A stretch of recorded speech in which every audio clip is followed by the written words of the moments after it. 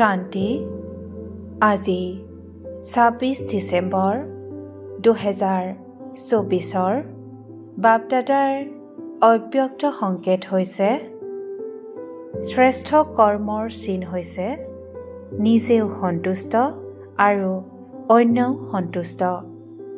এনেকুৱা নহয় যে মইতো সন্তুষ্ট, অন্য হওক বা নহওক। যোগী জীৱনধাৰীসকলৰ প্ৰভাৱ স্বতঃ অন্যৰ ওপৰত পৰিব। যদি কোনোবা নিজৰ প্ৰতি অসন্তুষ্ট বা অন্য তেওঁৰ প্ৰতি অসন্তুষ্ট হৈ থাকে, তেন্তে বুজিব লাগে যে যোগযুক্ত হোৱাত কিবা অভাৱ আছে। ওম শান্তি।